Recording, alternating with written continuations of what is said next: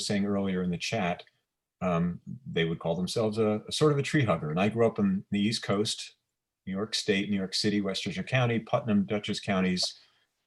And actually the first, not tree hugger, but the first person I ever knew who talked to trees was, of all things, my mother, who was born in Brooklyn. My father, also born in Brooklyn, was not the nature person my mother was somehow inexplicably born to be. He was a city guy, never happier than when in his Manhattan apartment on 31st Street and Lexington Avenue, where I hail from. Now I'm here in California 24 years. And he would, pull the shades down in his apartment in the winter and crank the heat with the radiators clanging. And then in the summer, blast the air conditioner and just also shades down, and just he was a happy guy in his bunker. Both of my parents were professional photographers, and I was destined to become one, although later in life. Unlike my parents, I didn't know what I wanted to be when I grew up. So I went to school and dropped out, political science, English and such, went to work for an advertising agency, worked for 6 years as a copywriter for J. Walter, as we called it, Tombstone. For people who haven't worked there, they call it J. Walter Thompson. And I was miserable. Really, I had the status, even without the college degree at that point as a dropout, I had the status of living in the city and having a secretary, Carol Varkos, wherever you are, and pens and a business card, and I hated the job. It was selling products I didn't care about. So it's a long personal journey, but I was always connected to nature and loved the sound of Canada geese flying overhead, and just loved being in the forest since I was a little kid. My happiest memories weren't playing crack top and Johnny on the Pony and Frisbee in the parking lot of the Red Ball Garage at 32nd and Lexington, but of getting out to the country. So I grew up contrast bathing, as it were, in the back of a 1964 Volvo wagon, which would leave the city on Friday night, and we'd get up to the country for weekends and also for summers, thanks to my mom, who demanded that Alfred, my father, get us the hell out of the city. And I ask you to bear with my language too. I am from New York, so I have to remind myself I'm speaking to you gentle Californians and do not want to offend. So I'm a big fan of George Carlin, and he'll out-vulgar me, so hopefully we can find a middle ground here. But unlike George Carlin, I am now an unabashed tree hugger. And yeah, I mean, the relationship we have with trees, even for people who, there are exceptions. There's some people who are not outdoor people or nature people, but this is the Sierra Club, so I assume all of you do feel some sort of deep emotional, even spiritual connection to the natural world. And I certainly do. I mean, and the older I get, I just turned 60, which is either old or young, depending on whether you're 20 or whether you're 80. Yeah, exactly. What is 60? But it's intensified for me. So Picasso said a great statement about, he spent his, paraphrasing, but he spent his whole life learning to paint like a child again. To see a world through a child's, these are my words now, unconditioned eyes, which would of course put you into joy, the way most, not all, but most children come into the world as babies.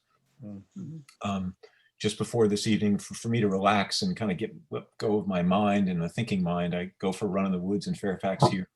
And I do the strangest things, which I've learned a lot of what I do is just sharing these things that I've always done, as opposed to hiding them the way I was taught to do in New York, where, if you stand out, they make fun of you. And madrone trees are new to me. I've only known them in California for 24 of my 60 years. And just to pick up dried madrone leaves on the trail and crush them in my hand and smell them, I can't explain why. There's no rational explanation for why that smell just thrills me. It's like the greatest perfume, as is the scent of the shoots of a young Douglas fir that you might crush between your fingers and smell that sweetness, which is pine, obviously, or lemon. But so much of the forest just fills me with joy. And especially these days with all that's going on in the world, my God. That's why I say in the mission statement for Tree Spirit Project, just to ground us on a daily basis and reconnect with the natural world, it's, immediate relief from watching too many of these goddamn Zoom meetings. And thank you for being mine. And the news, of course, and all the other stuff in our busy minds. There's a quote. Well, actually, let me we'll have brownie or bonus points. Excuse me, bonus points for this. Who said this quote? One of my favorites, which I probably speak at some point in every one of my talks. The rational mind. Oh, excuse me. The intuitive mind is a sacred gift. The rational mind, its faithful servant. We have created a society that honors the servant and has forgotten the gift. Can you follow that? And does anyone know who said it? Mark? Sorry, I don't. Okay, I mean, most people don't. And the wonderful thing about it, because it's a quote that favors the intuitive over the rational. So what intuitive man or woman would say that? Well, it's Albert Einstein. Wow. Isn't that interesting? Yeah. So back to my tree spirit project.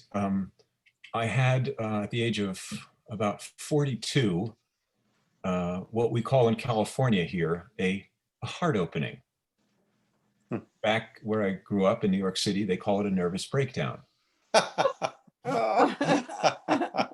And, that's a joke, and it's also not a joke. Those are kind of terms used on either coasts of those, stereotypically those two different cultures to describe the same thing. And then I was, once again, the child in me was revealed out from underneath the adult armoring we all put on to protect ourselves in the world. And that's when I started seeing trees again. I mean, I've always loved trees. It's never been otherwise, but it was really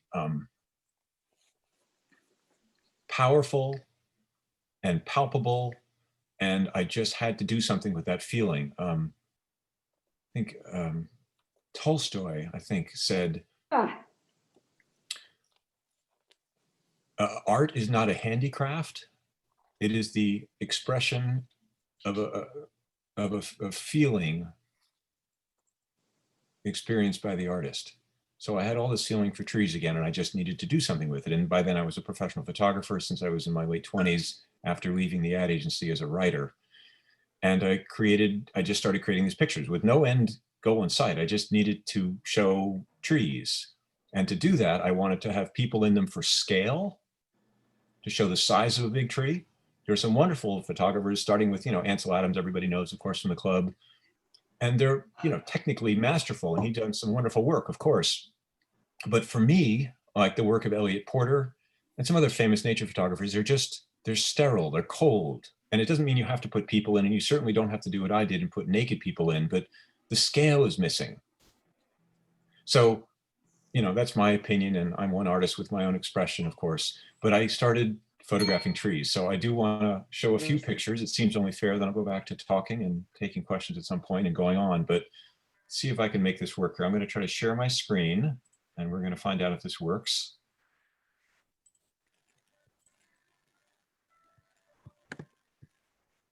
Yeah. Is that working? Yep. Fine. Yes. Okay, great. You can see the thumbnails. That's fine. That's good. Okay. Okay.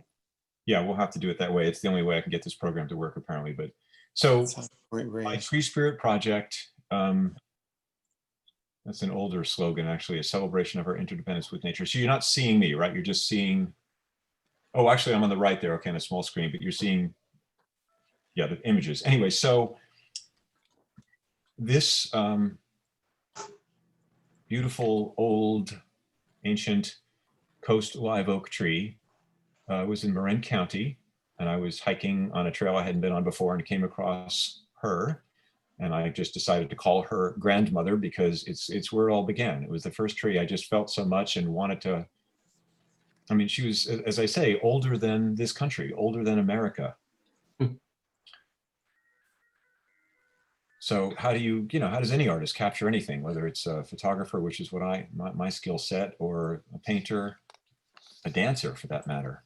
So I started adding the element. You tell me which is, I mean, it's a different kind of a picture, but just when you add a person to it.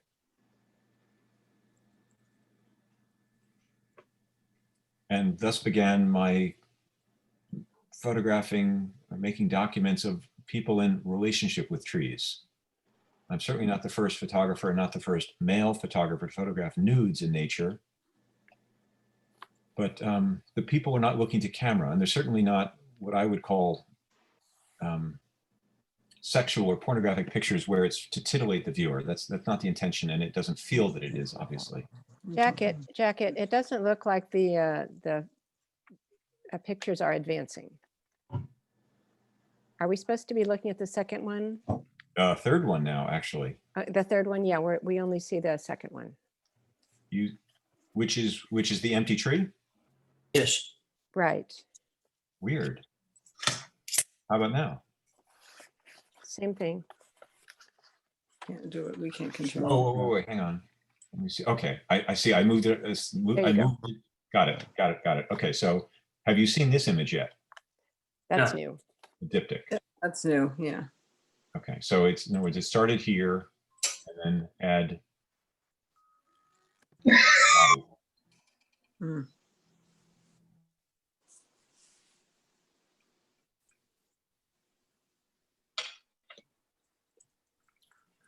Same tree, actually.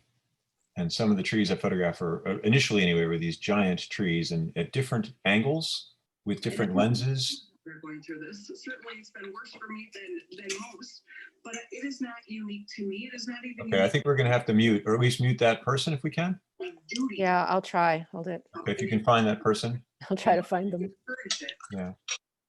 Kathleen Ballou is an expert on the white power movement that likes to falsely call itself a militia. She warns that Well, we can just mute all, I suppose. the last such threat.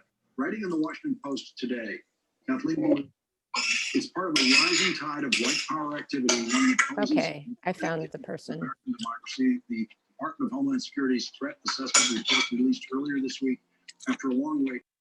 Okay. Great, thank you. Thank you. Oof. I mean, I look forward to listening to MSNBC later, but not right now. So, yeah, so same tree, different angle, different lens, different lighting. I've made oftentimes 3 or 4 pictures of the same tree that I like, and you'd never know that they were taken at the same tree, certainly when not told.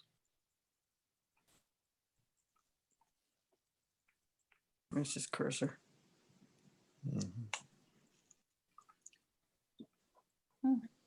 God, I can't believe that guy got up I there. know. It's like a redwood, maybe. Mhm. Jeez, unbelievable. Ouch. Yeah. Definitely out. Whoopsie, sorry. Gosh darn it, it's controls. This is magnificent bay tree in Fairfax. And I love her effect on the fence to the left, The trees effect. Mhm. Yeah, the trees effect, yeah. yeah.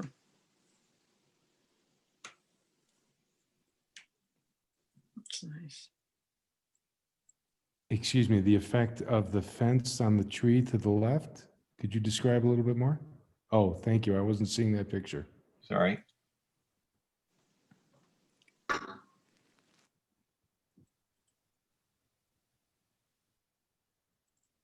Yeah, it's fine. I should really be checking to make sure these are coming across. So that's eucalyptus entwined. Hmm. Just a title, so you know that I switched images to make sure.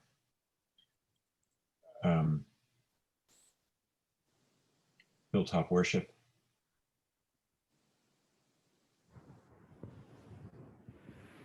It is?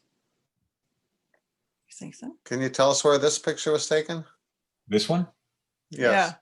on top of Mount Tamalpais, or near the top, out of the Rock Springs area. Okay, thank you. Yeah. Beautiful. Beautiful. In fact, it's funny, that was taken years ago, 2006, I think the date on that is, but it was, we had planned the shoot and then it was fire season like it is now, and they closed the top of the mountain. So we had to park our cars and kind of sneak in. It's so silly. I mean, we weren't, I mean, just they were worried about sparks from cars and stuff, which I understand, but it was a strange day where I had walkie-talkies and I was hiding from a distance. And of course, you know, two naked people kind of stand out if you look that direction, but we got to make our photo. Uh, Oh, that one. Marin Art and Garden Center, Wow, beautiful. Kentfield. That one's adorable. Wonderful.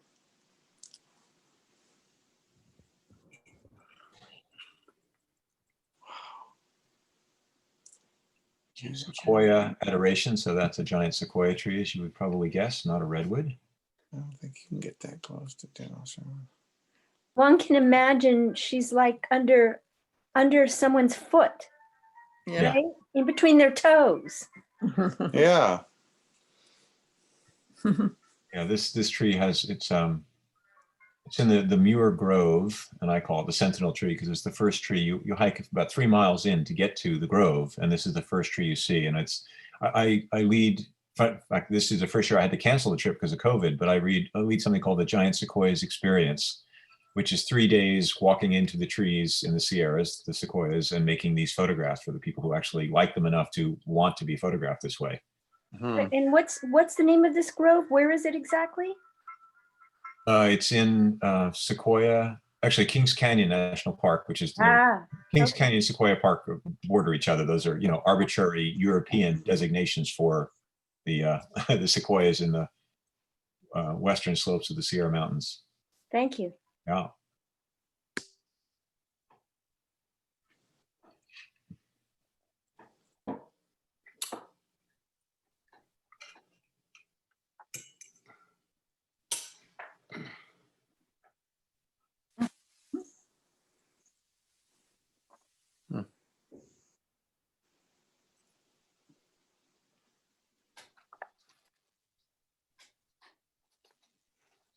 So these are made over a period of several years.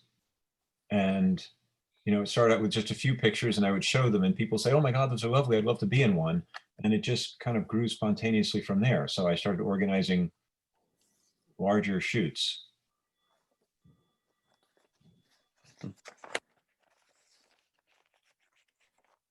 That's a ginkgo tree down in on the peninsula.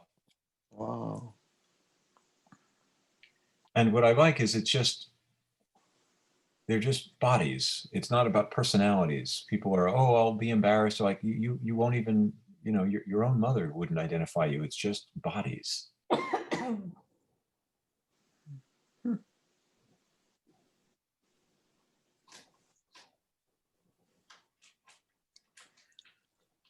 Oh, wow.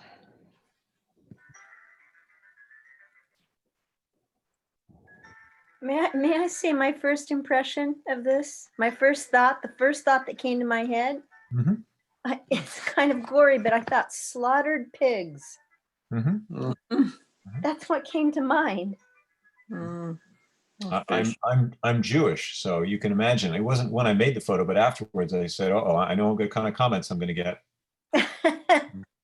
But for me, it just a lot of the pictures are putting people in a position that I myself would want to be in. So I just come into a forest like this and I just want to lie down in the dirt or the soil. It's not dirt, it's soil, and it's alive and it's inviting to me. I'm a nemophilist. There's a word for you. Do you have a vision of what you're going to photograph before you go to these sites? No, I get the vision, as it were, at the site. I go into a forest or see some amazing tree or location, and I'm always in love with the setting, the location, the forest, the tree, and then I just stand there and just feel it. And you ask the people just to go lie down, or is it staged a little bit? I'm sorry, what was this last sentence? Is it staged? What you ask the people to sit, lie down in a specific way, or do you just ask them to go lie down anywhere? That's a good question, and I call it collaborative. So I'll have an idea, and I try not to over direct because sometimes someone will do something that I wouldn't have thought of, and if I really control it, then I kill all possibility of serendipity. Mhm. So it's more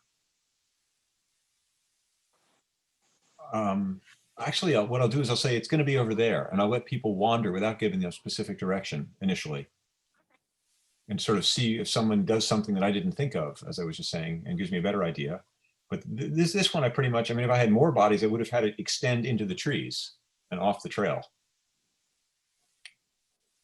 So it depends. Each one's a little bit different. I usually have some idea, so I don't go in like I have no idea what I'm going to do because then I'm too nervous. I say, okay, if I do, okay, at the very least I can do this, and then I'm relaxed, and then I can allow things to kind of unfold. And then I guess this is the largest group I've ever worked with. Excuse me, Mark, I'm still seeing the photo of the many people lying down the pathway here on the soil. That were that many people? Yeah. Well, look here. Look here. It's not just kind of photoshopped or whatever that is to, oh my gosh, here's another one. Wow. You must be very popular. So the question is like, which people don't, you sort of taking it in initially, but for me, the question would be like, where are you? How'd you get all those people there?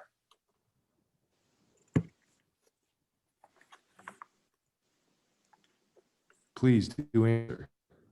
What's that? Please do answer that question. But it's so much more fun to just let the question linger, don't you think? Fair, fair. So after a few years of doing these, someone came on one of my sequoias trips, the giant sequoias experience to be in, and it turned out, I mean, this is a whole world I was not really aware of, oddly enough, even though I worked with nudes, as they're called in the art world. You take your clothes off and you're a nude. I have a name for it, a nude. Hmm. And he, it turned out, ran a cruise ship business just for nudists and naturists. So me, the environmentalist, was asked to come on a cruise. And I kind of struggle with that one a little bit. I think Wendell Berry also would kind of remark on the paradox of flying around the country, you know, espousing environmentalism while, you know, spewing jet fuel in his wake. So I was asked to go and on a cruise, give presentations like I'm doing now, again, before COVID BC and, you know, in a room. But then for me, the reason I did it is not for that. It's not they were paying me a ton. They gave me and my partner at the time a trip to, in this case, this is in the Bahamas, but it was the opportunity to make these pictures at exotic locations. And that's why, like, okay, if we can arrange it so that I'm going to be making photographs at the various stops on land, then I'm interested. I'm not a cruise person for all sorts of perhaps obvious reasons. Yeah. So it was, everyone here is comfortable with their clothes off. So that's a huge, makes it a lot easier going in. And I wasn't photographing groups like that initially. That came from doing the work, and then, you know, now I'm known particularly, obviously, in naturist nudist circles where they're, oh, it's naked in nature. That's so natural. Versus, you know, the average Sierra Club member might understand the tree hugging part and the environmental message, but not be comfortable removing their clothes because we're all conditioned to be, as you know, ashamed of our bodies, self-conscious about our bodies, and that includes even people who, you know, make a living being paid models because they have, you know, good bodies or perfect bodies or pretty bodies. That whole cultural nonsense, which truncates the variety of human body types into, you know, these narrow little confines of what is, you know, appropriate and acceptable to share. And then, of course, we're all, mostly, I should say, almost all in this culture, saddled with shame. So I've actually learned a great deal from nudists and naturists who I was taught, like everybody was in our culture, the dominant culture, to make fun of them. And they are remarkably unembarrassed. And they have, as you can see in this picture, all, even in, they're small here, but all sorts of body types. And I grew up in athlete and in running communities and rock climbing communities and dance communities where everybody's super, super fit and yet still incredibly embarrassed about their body. Can anybody here listening to this or any talk I ever give say, oh, I know a whole bunch of people that are completely comfortable and love their bodies? So that's not why I started Tree Spirit Project. It really was to aggrandize and celebrate trees and our connection to the natural world. But that was something I've learned along the way. So just a few more here, and then I want to get back to talking other things. But so I've been doing this for just a couple of years. Some of these are out of sequence, but that's not the point.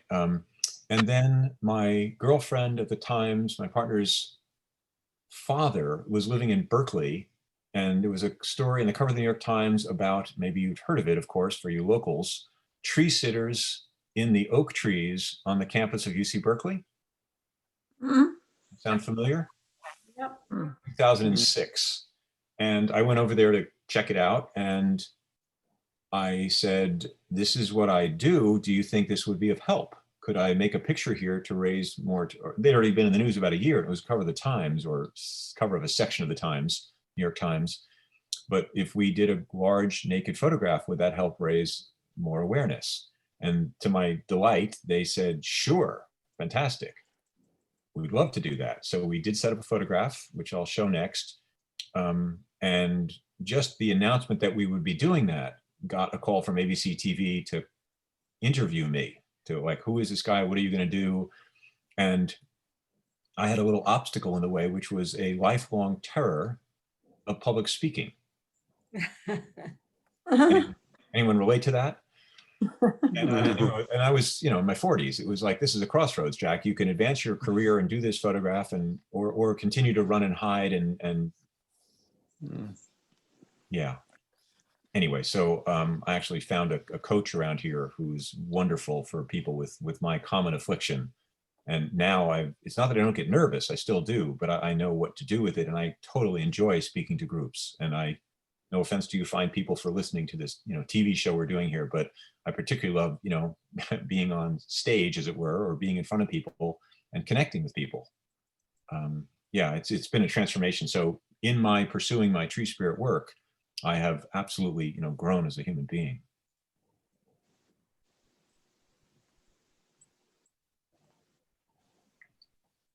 Here's the one in Berkeley.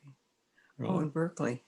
So that picture is called Last Stand, because it is in fact the last stand of coast live oaks on the flatlands of Berkeley. Obviously there are oaks up in the hills, although all of them these days are stressed because of what we're doing to the climate, to the planet, to the environment. But if you'll see, there are 4 people right in the middle of the picture up in the air, and then one more woman above them. I see.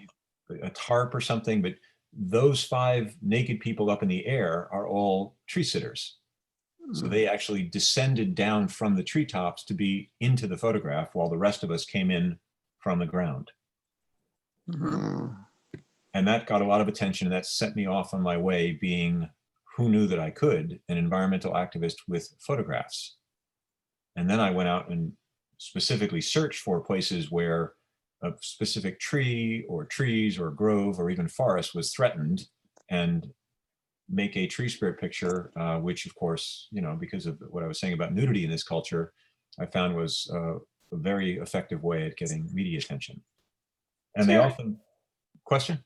Yes. Hi, my name is Susan, by the way.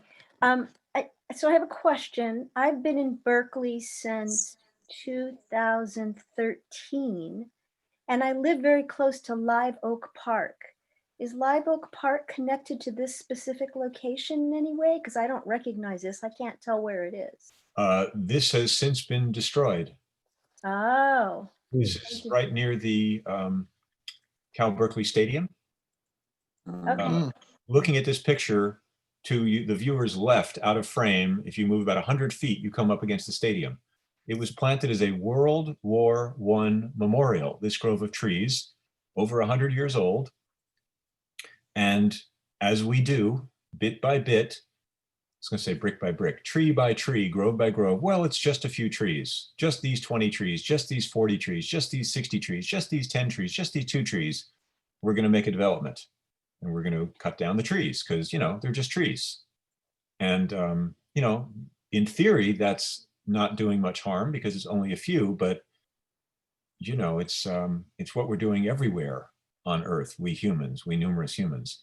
And it's very convenient and easy, and of course true, to say, well, it's just the problem is overpopulation. What can you do about that? Well, we are where we are, but we can still become more aware and connected to the value of these beautiful creatures all around us that shelter us and feed us and nurture us and have always been an integral part of our lives since we walked the earth, since we showed up, what, 10,000 years ago?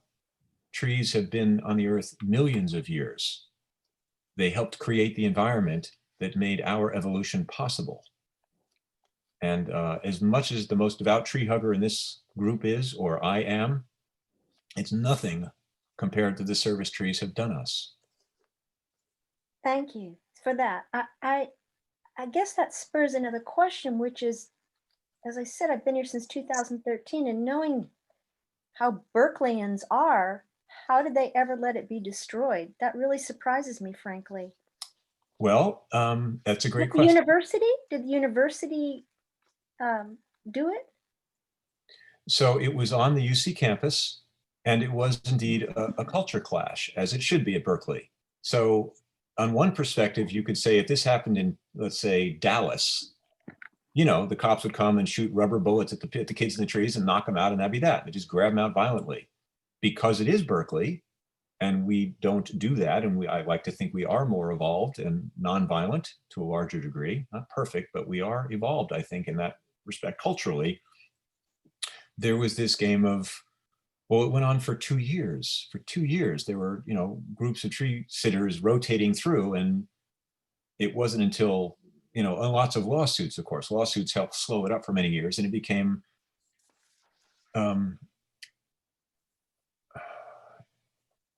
something that I think advanced the cause of caring for trees. There were those people who are mainstream culture, as I'll call it now, or the old paradigm of, yeah, just trees, like these freaking Yahoo Berkeleyans, get them out of there as stupid tree huggers. Okay. And I would say that culture represents, you know, I mean, that's Donald Trump in a way. It's the last gasp of the old way, trying to hang on to power and the way things were for so many years, and have, to put it gently, ill-served us. As I like to say, we pride ourselves, we humans, as being the most intelligent species on the planet. But we're the only ones that not just foul our own environment for ourselves, we foul it for every other species as well. So we might have great intelligence, but we sure still, as a collective, are lacking in wisdom. Right. Thank you. That's what's missing. And it isn't like some of us don't have it, or we can't have it tomorrow, or we can't have it in this moment and feel it. But it's not here for me. The answer isn't here. You know, Elon Musk and Bill Gates and people who are very smart intellectually, you know, and they do some good things, I would say, but until it's connected to the heart, you know, a love, a reverence is the word I use so often for the natural world. It doesn't matter how smart we are. It's not in the service of a higher wisdom. And as you guys know, I assume, well, we were honoring Native Americans, which we know to do. It's not just because we stole their land, but also there was initially wisdom in the human species, you know, that we can reclaim. And it's not even, it can happen in a moment. It's not like, oh, thousands of years from now, or 100 years, 10 years, or 2 years. Right now, in this moment, as we, you know, go out and appreciate trees, whether you hug them or close on, close off, it doesn't matter, but just appreciate them and bring that into awareness on a daily basis, then we behave differently and informs our actions. So what I loved is these guys here in this picture, they were nonviolent. What did they do? They just went and, you know, climbed the trees and hung out in them. And that raised awareness that traveled around the globe. And this, I remember some guy saw this picture and ended up, you know, they wrote a story on it in Italy, you know, thousands of miles away, with the power of the internet, which is, you know, a double-edged sword, but it can be used for good. I mean, it's here to stay, so we better make use of Zoom and do this. Thank you. Yeah, thank you. I was just thinking that, no offense to what you've done, it's lovely work, but even if you took all those bodies away, the trees themselves and the way you've captured the light and the shadows and the different shadings of the trees, they're just beautiful. I couldn't agree more. I mean, for me, people say, oh, I want to be in one of your pictures. I love your work, but I don't like the naked bodies. Like, all I care about, my mission is not to have people be naked or to hug trees, clothed or naked. It's to love trees, to be aware of trees, and with an affectionate or emotional or spiritual quality. Choose your word. Yeah. That's my mission. So if I take a picture, I mean, it's funny. I had one girlfriend who's like, Jack, I love the trees, but the naked bodies. She was from I'll stereotype, Costa Mesa, Southern California. And it wasn't her culture. She just wasn't raised with it. I was raised in New York with two photographer parents who did nude self-portraits of themselves. So I'm sort of surprised always. I mean, I've learned, but like, wow, you're really offended? Like I'm this crazy person that photographs naked people. It's so foreign to me. Wasn't raised that way.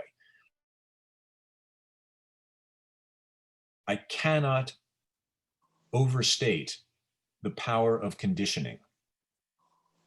And meaning, I'm now aware that my conditioning is so powerful, I can't see things today that I may see tomorrow or a month from now and say, oh my God, how could I not have known? And I'll give one example of that. So it's not just theoretical again. I would stand up on stage and give talks like this and show pictures and say, I'm an environmentalist and I love the world's forest and trees on a personal level. And of course, on a global level for carbon sequestration, ecological service, oxygen production, soil, photo remediation, et cetera, et cetera, et cetera. Blah, blah, blah, big words, very impressive. And I didn't realize until, oh, I don't know, 8 years later, 9 years later, when I saw a 2015 documentary called Cowspiracy, that the #1 reason we cut down trees on Earth globally, not here in America just, but globally, the #1 reason we're still cutting down trees about an acre per second is, guess what? Livestock, To raise to raise livestock. Yeah, and I don't even, yes, to raise livestock is correct. And I'm specific, it's to raise cattle for human consumption.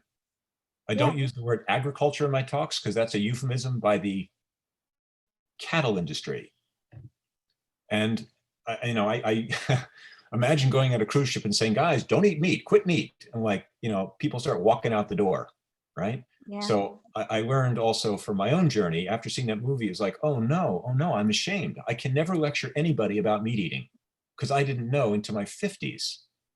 And it's not about you can never eat meat or never eat dairy and never eat a list of things that are, oh, this is no fun anymore. It's just to be aware. And as I tell people, to give them hope, if you just reduce your consumption with awareness, Right. a lot less red meat, and if you need to eat other meat for a while and see how it goes, see how that feels for you. And there are vegan activists who get pissed off at me for suggesting that. And you've heard the idea of a meatless Monday, right? Mm-hmm. Yeah. And then there's a wonderful author who's actually Dr. Richard Oppenlander, and he wrote a book called, get this title, Comfortably Unaware. Mm-hmm. And he's interviewed. He's a great interview. I got his book because I just love the way he spoke in the movie Cowspiracy. He also turned me on to what we're doing to the world's oceans. The fisheries, the natural fisheries, not our man-made ones, are on the verge of collapse. And I heard that, it's like, that can't be. How can that be? Why have I never heard that? And we're still, I can still buy shrimp and everything out of the sea. So how can that be? And, oh my God, it's true. And I actually, this part of when I get into this talk, it's like, I feel like apologizing because it's just depressing. But you guys are Sierra Club, so I can't imagine I'm saying anything brand new to you. And I realize, like, okay, it's upsetting, but if you just are quiet now, like if you're quiet, you don't want to get in politics, you don't want to vote, we're going off the cliff, and we're going off the cliff pretty fast right now, as everybody in California is made aware, obviously. I mean, again, if you believe in science, and I'm assuming I'm speaking to a science literate or science believing, do you believe in science? Like gravity, it's not just a good idea, it's the law.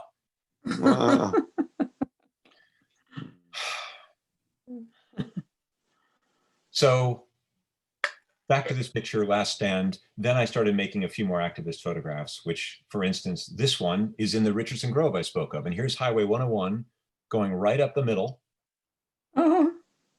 And Caltrans, the 1950s style road building organization of the California government, builds roads. So they said they wouldn't kill the trees, but they wanted to cut into the roots of the old growth trees and widen the road so that they could straighten this road, so they could have more trucks and bigger trucks go through this area faster. And this is, I don't know if people know this, I would typically in a room, I have people raise their hand just to know if you're aware of it, but this is just entering Humboldt County, it's southern Humboldt County, leaving Mendocino. Just a few miles in, you come to this part of the road where I think there's 35-mile-an-hour signs there, 25 or 35. So you slow down, and it's again, the clash of cultures, like we're talking about, like I was talking about, I'm doing all the talking in Berkeley. where like we have big business to do. We need to get more trucks through and expand and move goods and services up to Humboldt so we can have more business and grow the economy the old fashioned way before we knew any better. Well, now we know better. And it's not about you can't grow the economy, but you have to grow it wisely and, you know, with environmental consciousness. And instead, there's tourism, which actually brings in more money than a new big box store up there. And tourists would then be forced to slow down here. They should slow the speed limit to 25 miles an hour, not 35, and have people just take a breath and relax and unwind and become, as trees can do for us, and groves of especially old growth trees can do for us, have us relax and breathe. Even watching me talk about trees through this strange thing called a computer, when was the last time you, and I mean you, took a deep breath? Mm-hmm. I mean, our culture doesn't teach this.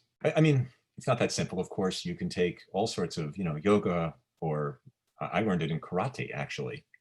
Karate classes in Manhattan, where we're, you know, breaking things and hurting imaginary opponents, was where I learned that we don't breathe, that we're shallow breathers in our culture, which is probably physically healthy to do in Manhattan, where the air is polluted. But just breathing and paying attention to sensations in your body is a way of bringing presence, present moment awareness, a meditation.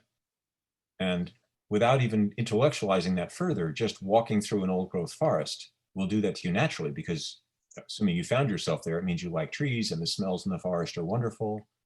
The trees are ancient and make us feel tiny in a wonderful way, part of something bigger in life, in nature, part of this earth, you know, we walk on, our mother earth. So anyway, that feeling's always with me. And when I am in the trees and trying to make a photograph, I'm diving deeply into that feeling. And from there comes my inspiration. Like any artist, who knows where the inspiration, the thoughts, the ideas, the visions of what I want to create come from. And even if they don't come, I'm always calmer and better for having been in the forest. That's why I live in the woods of Fairfax as I do now. So this was, Caltrans was going to widen the road, and this helped generate publicity along with a group of hardworking activists doing lots of other things as well. I'm just part of it. But it successfully, in this case, unlike in Berkeley, there was a lawsuit challenging it from the Environmental Protection Information Center called EPIC. They have a wonderful website, wildcalifornia.org, and it has been stopped. And of course, every 2-3 years, they come back around again and want to widen the road again. And as long as people speak up in community to do something, this is the activist in me speaking, we can beat them back. But we have to, the activist says, be heard. In the old days, you know, walk on the streets. In fact, I have participated, by the way, in 2 Black Lives Matters demonstrations, one in San Francisco, one in White Marin, 2 very white places. And it was wonderful, even during COVID, with masks and physical distancing, both of them with hundreds of people. Run safely, it's possible. And, you know, I'm in good health, and I am respectful of COVID and don't want to get it, but it's not like my girlfriend's father is 88. If he gets it, he dies. Can't risk it, of course. But for many people, being out on the streets is still the way to affect social change. And God knows, we need it now. We need it in November, and come January 20th, we hope, which is to say, someone who will help lead this country toward an environmental sanity that benefits everyone on Earth. It's not us versus them. It's just us.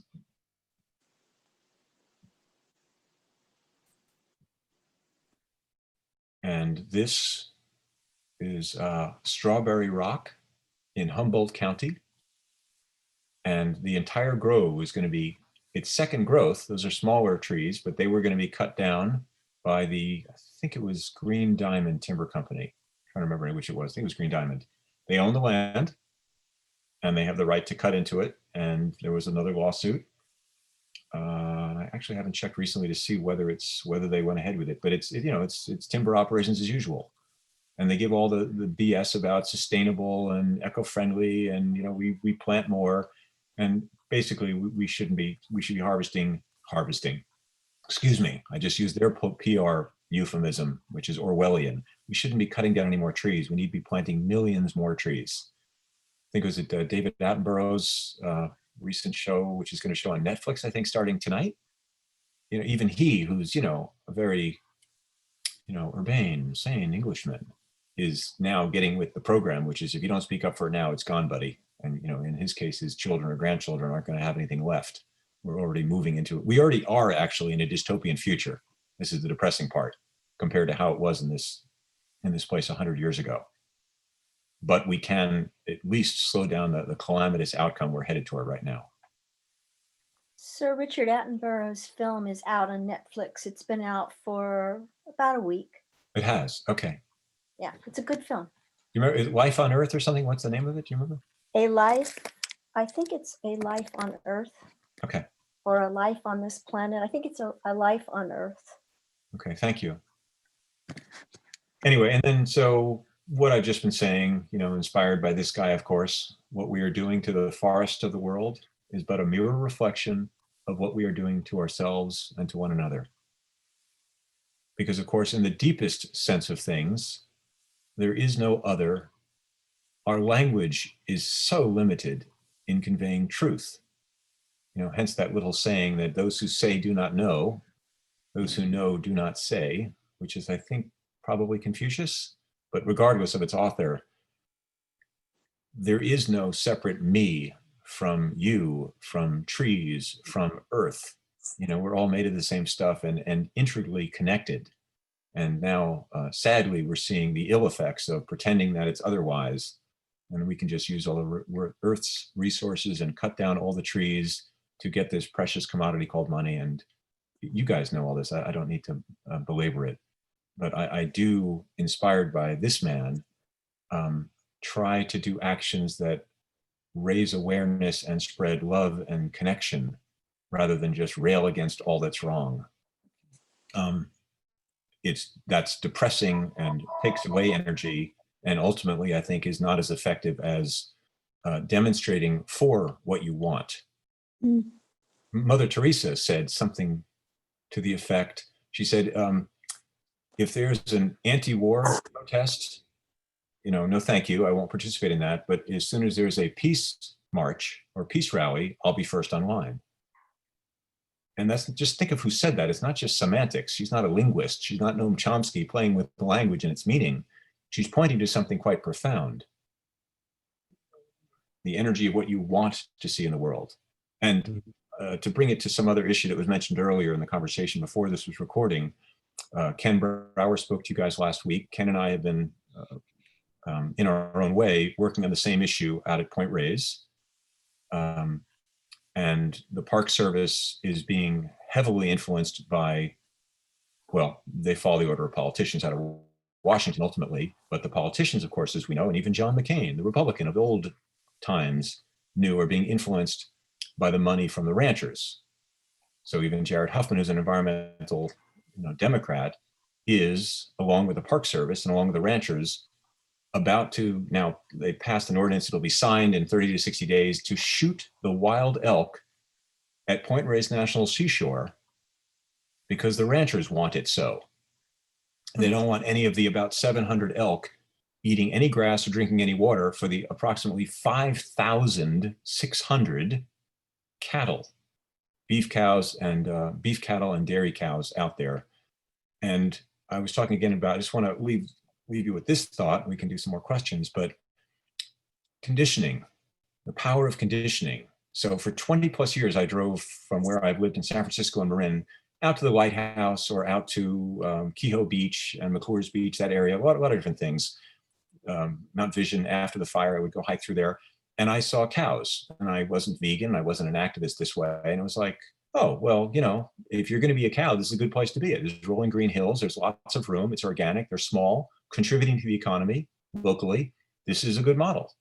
I didn't know that you could scale it necessarily to feed the country, but I didn't see anything but that. And now I have been educated, and I drive through the same road and look at the same sites, and I see something completely different. I see, especially this time of year now, the 26,000 acres devoted to cows, the so-called, euphemistically called pastoral zone, which makes it sound so lovely, is a veritable wasteland. destroyed by far too many big animals grinding soil into dry dirt. I drove out to the Loud House to scout some activist action we were doing a few weeks ago, and I hadn't been out there in a while. They were repaving the road, but on both sides, mostly it was cattle, occasionally some places where there are elk. Where the elk stood, there was coyote brush and lupin and other plant life, because they're smaller animals and fewer of them, and they eat a little bit and move on. Grazer browsers, the biologists have taught me, the wildlife biologists. The cows on the other side of the road have just turned it into rolling hills of bare dirt, mostly bare dirt, a few plants here and there, but no ground cover for any animals to hide in, no longer sequestering carbon because all the roots have been disturbed, certainly no trees, no large vegetation of any kind. It's a wasteland. So the only thing that changed is my ability to see it differently.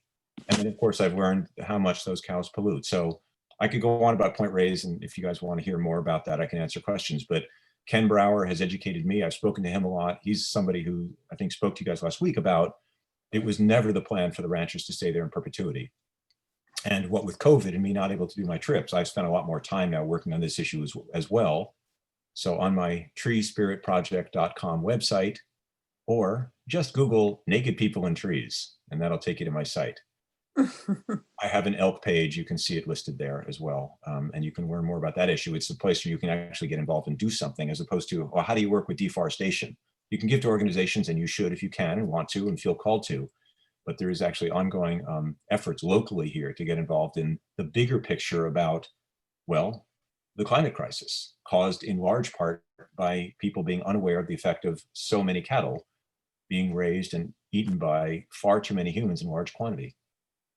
So is this issue settled at Point Reyes? I mean, is the situation hopeless at this point?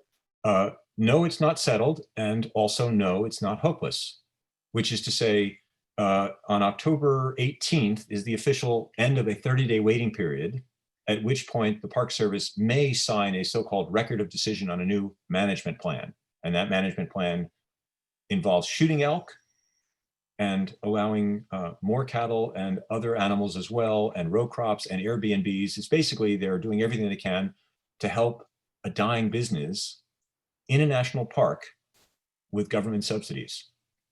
So you can be for cattle or not believe half of what I say, but it's kind of hard to argue, gee, it sounds kind of strange, Jack, you're right, that the Park Service would hire people to shoot wild elk in a national park. And it's frightening, just chilling. If you think the language out of the White House is chilling, and it is, to watch Melanie Gunn and Dave Press, representatives of the Park Service, who, they're not bad people. They're doing their job. And if they don't do their job, they get transferred. Just like, the silent acquiescers in DC right now at 1600 Pennsylvania Avenue. If you make noise, you're out. So you want to keep your job, you want to pay your rent, keep your mortgage, etc. You just play along. But those guys at the Park Service, Dave and Melanie, those two I've met recently, would say, well, we need to balance the natural resources, which is a euphemism for wildlife and animals, with the cultural resources, which is a euphemism for thousands of cows beating the soil to dirt and creating 10 million gallons of feces and urine dumped on the land, which leaks into the streams, which goes out to the bay and to the Pacific Ocean, where it's quietly poisoning lots of, well, everything in those waterways. The waterways at Point Reyes National Seashore are in the top 10 most polluted waterways list, not just in California, but in an entire country. That's how bad the water is. So to your point, it's an ongoing, I'm involved with now with 50 activists, and we're reaching out to hundreds more people. We just had a very big action inside the park. This is all on my website, and there are actions you can take from your desk. And if you're called, you can participate in more ways. And I spoke to, I'm not at liberty to discuss, but there will very likely, I'll say it that way, be a lawsuit from some of the organizations, which is ultimately the only way it's going to be stopped. But we activists have turned this from a issue no one's aware of to an issue now that hundreds of people are aware of. And we want it to become an issue that thousands of people are aware of. And that's done through you guys. Just, share the information with a friend or go to one website. You can spend as little as 5 minutes and help by just saying, hey, do you know what's going on here? And people are like, oh my God, that's terrible. I didn't know they were going to shoot the elk. That's terrible. And because I'm wired to be an activist, obviously, you hear all this bad news. You know the name Edward Abbey, I assume, the environmental author, Yes. the monkey wrencher? Well, he said, passion without action is the ruination of the soul. You know, stated by an activist, of course. So of course he's going to say that. And I agree with him. For me, I get so frustrated and so depressed just watching the news passively. But when I get involved in these efforts and just put a little time in, or in my case, a lot of time in, because it's what I'm doing for livelihood these days, I just feel like at least I'm doing something with my life here. Like, why am I here? I'm a 60-year-old man. I actually don't, in my case, don't have children.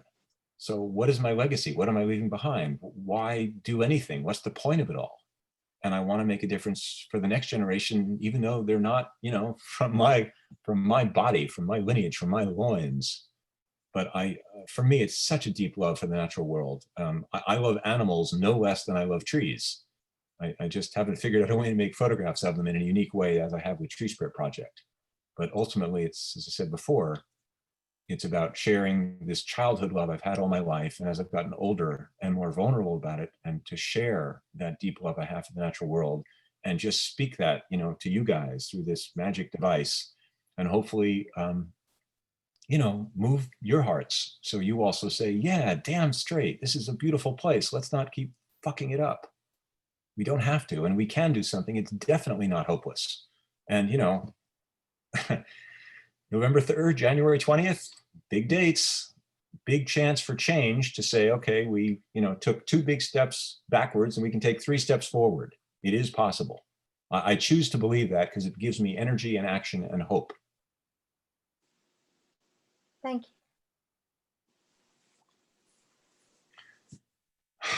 I think that's the, yeah. So have you guys seen that image before? No. We have a new one. So that's Tea Tree Tangle. It's one of the signature images of my Tree Spirit Project, one of the earlier images. And just the other favorite one I like, just because I get a Where chance. is this? No, where's the one you just showed? Where is it located? Where do you think? I can't tell. I don't know. I love it when people guess something exotic, because it certainly looks exotic to me. Like, you know, at least Australia. It's shot about 100 yards from the De Young Museum in Golden Gate Park. Wow. Really? And God bless San Francisco. Well, that's the power of a photographer's lens, mine or anyone else's, which is you can go to some place and just crop it just so, like, it's like the old Outer Limits. I control the broadcast. I can make you look at my 2 different colored eyes and nothing else. So the same thing with a camera frame. What a camera does is just shoot a specific selection and everything else goes away, and this could be taken anywhere. Happens to be Australian tea tree, which was planted extensively in Golden Gate Park on JFK and MLK drives. I lived near there, very close to this for years. So I got to know every inch of that park. It was one of my sanities, along with the ocean and Land's End, and of course Mount Tamalpais across the bridge. And then just one of my personal favorites, that was made in England on a trip I did with Cara, my other half, the Celtic shaman. And we led a trip to England, photographing magnificent trees in England in the countryside. So I often have models do things that I would want to do, except in cases like this where it's actually me doing those things. This is its tree has a name, the Majesty Oak, about 400 years old, one of the biggest English oak trees in the world. And I only touch such trees barefoot, so I do no harm. Can you tell us where that tree is roughly, or do you remember? This one you're looking at now? Yeah. It's southern England. It's in a little town called Nottingham, not Nottingham, but Nonnington. Okay. Nonnington. You can also just, Nottington. I mean, frankly, you can just Google Majesty Oak, England, and you'll Right, read all okay. about it and find it. Yeah. Okay, thanks. Yeah. How are we doing on time, Liz? I'm looking at an hour and a half there. I'm assuming we're winding down to do questions. Is Liz still awake? Yeah, I just had to unmute myself. Be patient, my I'm dear. teasing. I'm just teasing. Yeah. It's Yeah. it's 8:35. So you know, we usually our speakers will talk from, 7:30 to 8:30 or 8:45 and save a little time for questions at the end. Maybe this is a time to unmute everybody if anybody has anything to Okay, say. and just hang on. I need 60 seconds to take care of something in the house. So I'm going to disappear for 60 seconds. I'll be right back. Watch this. Talk amongst yourselves.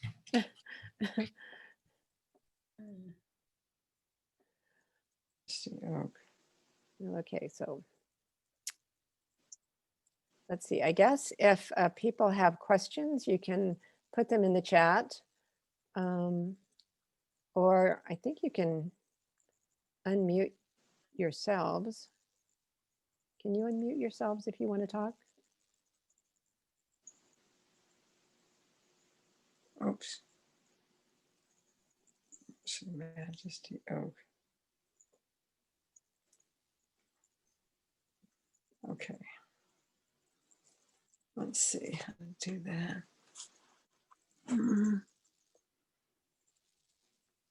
How do I do that? Okay, sorry guys. Just needed to quiet something down. I am back. Should I end my screen share now? Okay, we're still in your screen So I share, can yeah. end it or leave it, I guess. Yeah, because so you don't see me big, you see me in the panel, right? Mhm. That's right. Okay, we so see let your me little- see if I can figure out how to do that.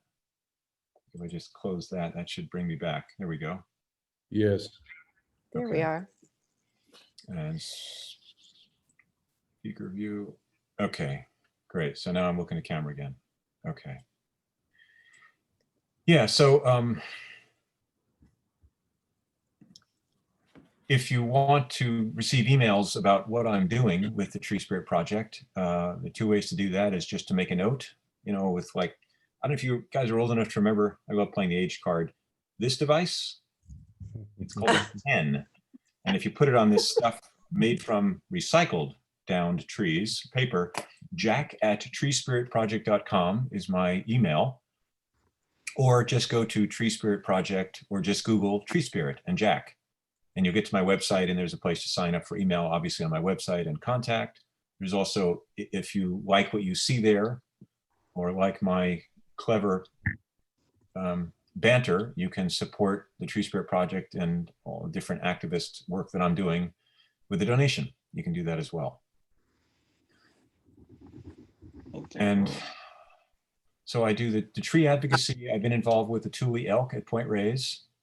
I've also spent a fair amount of time, I have pages reflecting all this about wildfire in our communities, that we don't need to fear the forest or cut down all the trees, not even in the Berkeley Hills or the Oakland Hills, or the Fairfax Hills in Marin where I live, in order to keep our houses safe.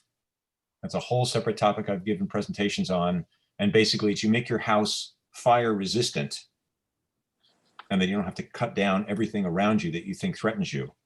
There's an awful lot of fear mongering, of course, and understandably around forest fire and wildfire in general. It's not just forests, but if we cut down the trees, most cases, it doesn't make us safer because then you have grass fires and more wind and less moisture and a heated climate and more climate crisis. I don't use the word climate change anymore as best I can. Climate crisis or climate emergency, because it is.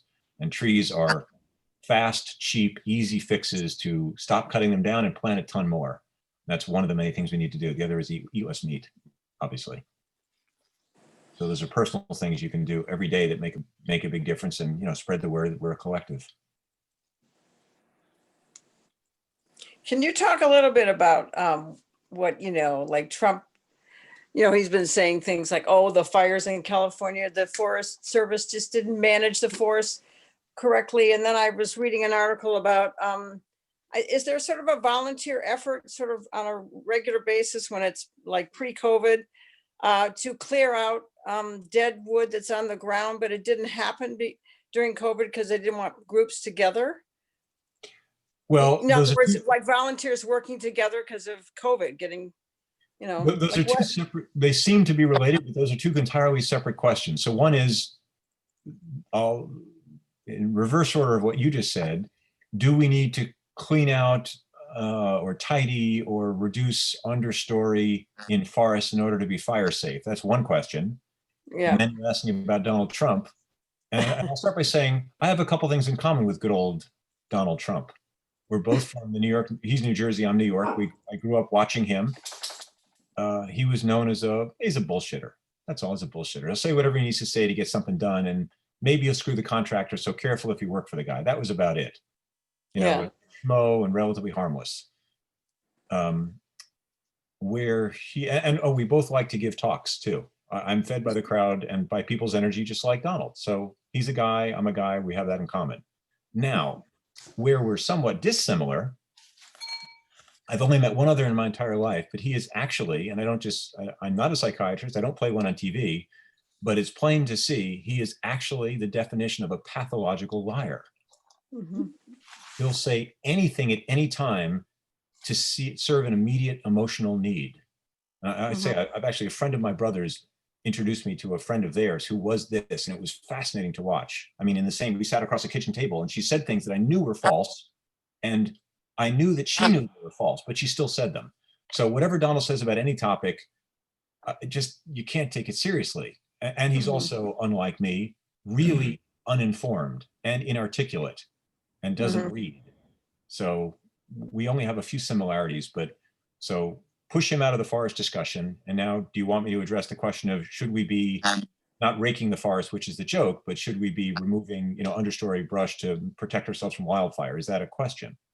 Yeah, like would that be the best practice for just to get rid of dead wood that's laying on the ground? Because so I spent some time in Tucson, and it's really dry down there, and they just had a big fire later in the spring. And there's just so much dead, there's dead stuff all over the ground. And so wildfire, that's just fuel. Wildfire is natural, necessary, and inevitable. It is part of an ecological process. Forests are adapted to heal themselves and grow and expand. Mark knows this, thank you. By fire. They're pyrophytic, as is our coyote brush here. A lot of plants here are adapted to survive fire, and it lays the ground fallow, so if seeds can germinate. Our own beloved redwood and sequoia trees, pods open from the heat of a fire. So part of the problem, it's a complex problem, it's not one simple answer, but is fire suppression isn't healthy for a forest, and you can kill a forest by never letting it have a fire. So that I would say you want to look at it from, and I do have a tree spirit project / wildfire, and I write extensively about this, and I reference a few wonderful people. George Werthner is a great writer on the topic of fire who's wrote a compendium called Wildfire. It's on that webpage, and you can learn a great deal about it, as I did from him. And there's another guy named Jack, my first name, Jack Cohen, and he was a 20-year veteran of the U.S. Forest Service out of Montana. I'm trying to think of the town, but anyway, he worked for the Forest Service, and he was a fire researcher. And he's the one that espouses advice that's now used in the FireWise program by the NFPA, the National National Fire Protection Association, NFPA. I think I've got that acronym right. I know it's NFPA as an abbreviation. And he's the basis of his teachings are, so like I said, you don't need to cut down the entire forest. You just need to make, when there is a fire, it can't ignite your house. So that's, you clear dead brush and dead limbs of dead trees that can catch fire from being very near your house. I see. You sweep your roof. I mean, the biggest threat around here is what happened in the East Bay and the firestorm in 1991 was big fire.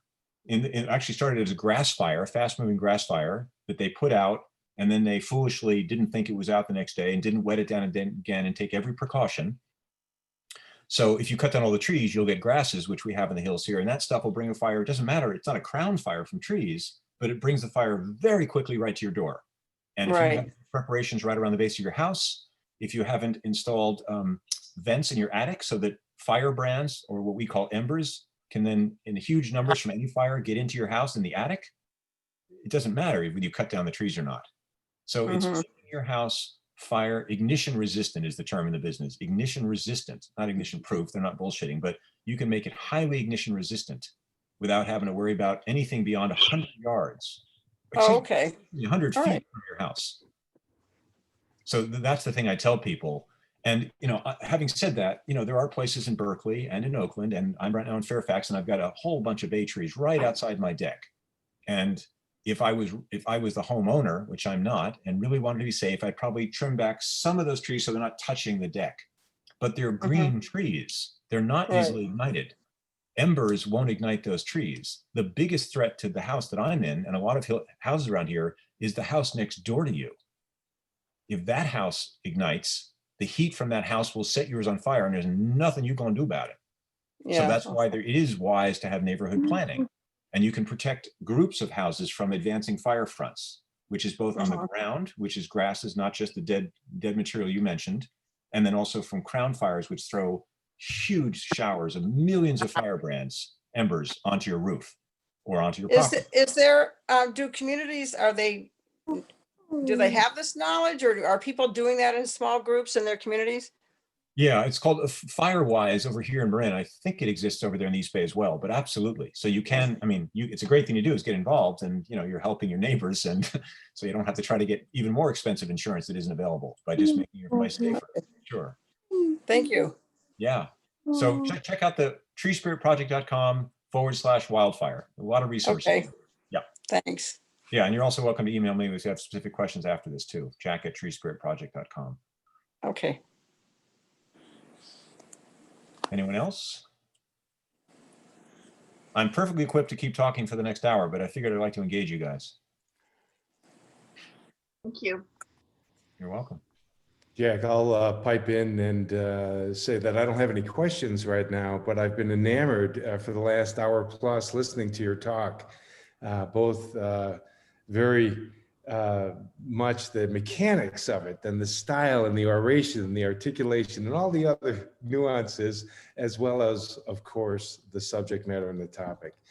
Well, I have the good fortune of spending these last 10 days and 4 more days here in the Southwest Colorado area, where I'm at in the San Juan Range, and going on massive hikes through carpets of aspens that are golden, and carpeting the mountainsides in beautiful yellow, flickering, delicious coloring contrasts of their bright yellow leaves falling all over. But I did want to share that while I live in Oakland, I frequently, multiple times a week, walk around Lake Merritt. And there are a number of trees that I must touch along my path. And I've gotten into that habit, and I've never known where to take this as an outlet. I have been enamored with trees. I was a builder early on, particularly in framing with all of the wood, worked in some lumber yards and such like that. And there's an affinity with the tree.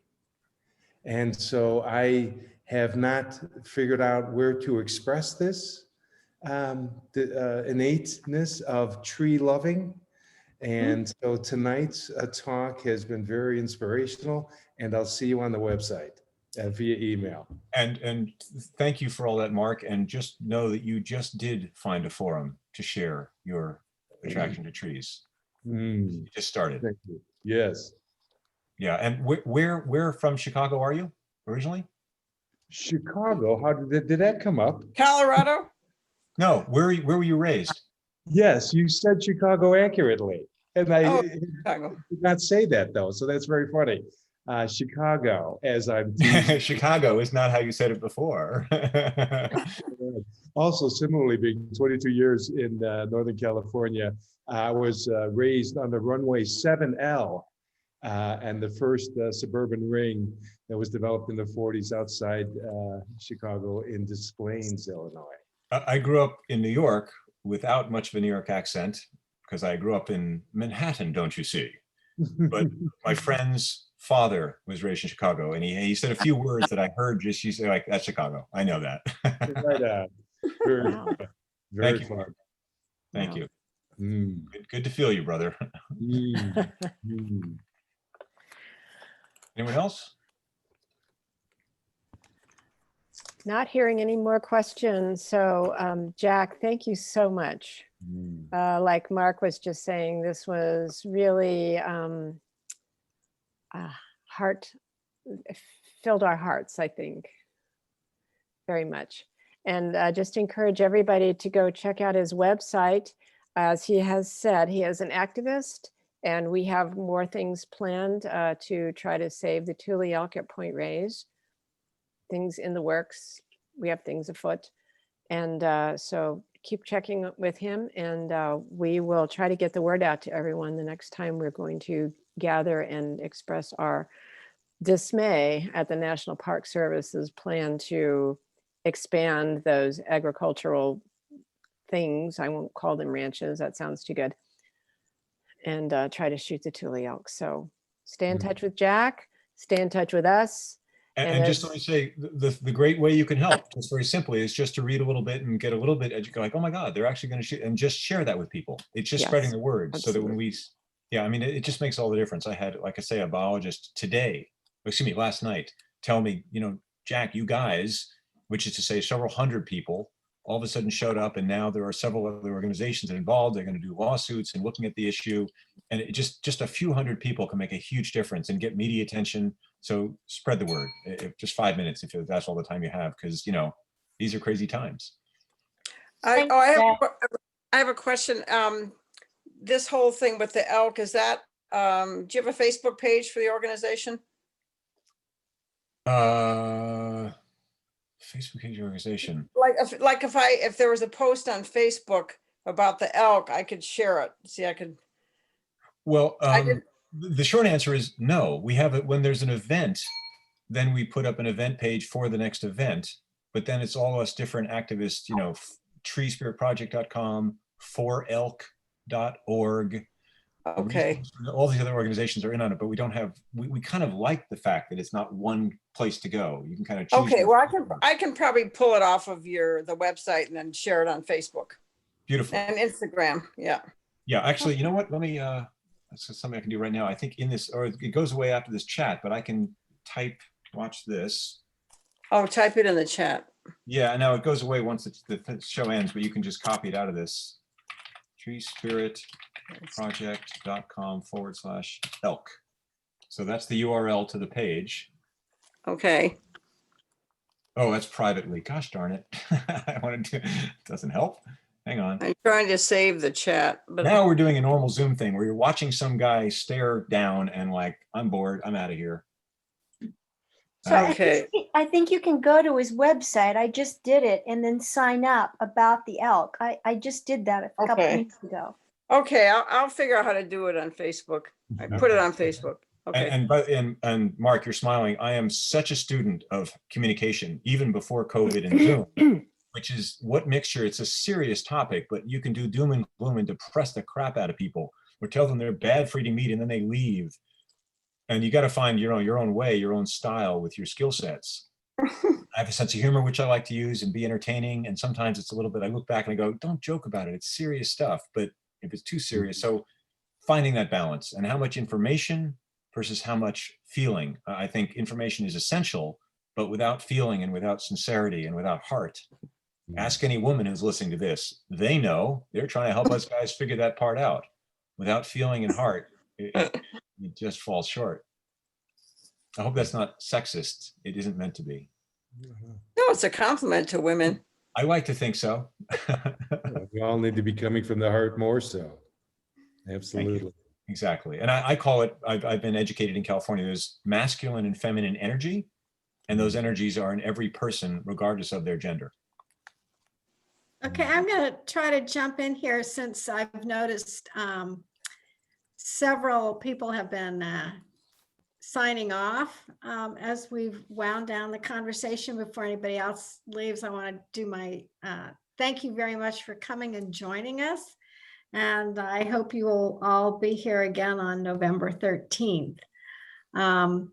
Usually if we're in person, some people like to leave right at the end of the discussion or the presentation and not wait for the discussion. And other people like to hang on, and there's always 2 or 3 people there while we're cleaning up the room. a little hard to do that, but I don't want anyone to feel like they have to hang on if they want to keep on going, especially if you live in Cape Cod. Hey, are the Cape Cod people still here? Yeah, Wow. yeah, it's like Barely. almost midnight. One more. Well, Right. I'm sorry. It's Right, 4 you're a couple. minutes Thank of you. 12. Well, God bless. God bless. So, like, hey, Thank forget you. about it. That was awesome. Thanks. Yeah, thank Yeah. you. If anybody, just for the fun of it, because I'm an artist and I the reason I asked about that one oak tree in England is I got a small grant from Rhode Island School of Design when I was teaching there to to go to England and research trees, and go have meetings with remarkable trees, those books. Pakenham. And so I did a lot of the photography actually at the Royal Botanic Gardens. And then I rented a car, which is sort of crazy because you have to drive on the other side of the road and everything, out just around London, south of London mostly. Yeah. But I went to Windsor Park, and I went to a place called Cranbourne Chase. I don't know if you know it, but it's Chase means a woods, and it was on the sort of south in the park, but to the west. But it was it was not kept, like the grass is really long, and it was full of oak trees. And I had a meeting with my remarkable tree there, and it's on my website, so it's susanlyman.com, and it's the tree that's on the front page. And then I did a painting of it. So I've been working with tree images and with wood for a long time, but I had kind of like one of those things where you meet up with a tree and it's like, well, there was a man in the tree, and you'll see. It was like his figure was locked into the tree. So I really connect with your photographs, Jack. And so it was a personal thing, just me and the tree. No one was around. And it was just amazing. I just walked through this. The grass is about a foot high, and I got closer and closer, and I just met this tree, and it became a subject of a painting, which I think is on the website. But anyway, so I've had those kind of meetings before, and they're quite profound. It's just amazing. And it's just that it's a physical, what is it? It's a connection I have, a body connection I have with trees, and it's somewhat anthropomorphic, but it's what I see in trees is like the people, the human body. So you've done it through photography in a very different way, and I do it very differently, but I definitely connect. And so I thank you for your creative work as well. Thank So, you. And thank you for and sharing. I'm glad, your and I story. like to see your, the creativity and then the activism that just coupled with it. It's just, I'm not there yet, but, I've been thinking a lot about the fires out west. My daughter lives in Berkeley Hills, and there's days when she hasn't been able to go outside, and she's working at home. So she's even more, confined, working remotely, but I'm going to get there somehow. But the activist part's creeping into the artwork in sometimes in a humorous way. So, but anyway, I just appreciate the sort of combination of what you're doing. So thank you for that. Thank you, Susan. And I love hearing your story. It's one of my favorite things to do in group talks, which can run longer. Is like, anybody have a tree story they want to share, something that touched them specifically at any age, whether it's childhood or adulthood. There's many people who have those. Yeah. Thank you. Okay, we gotta wait. Well, I'm going to sign off because it's 12 o'clock. Yeah. Thank you very much. Thank you for hanging in there till midnight, guys. Yeah, we'll be back. We'll be back. Bye-bye. Bye now. bye-bye. Tree you later. See you later. See you later. Okay. Thanks, Jack. Very interesting. Learned a lot tonight. Thanks so much. Who's that? Susan? Susan. Thank Susan. you. Thank you, Susan. All right. Shall we close this meeting? Looks like everybody's signing off anyway. Yeah. All right. Good night. Thank you very much, Jack. Yep. Thank Thanks, you, Joanne. Jack. Nice Thanks, to Liz. virtually meet you, as we say. Okay.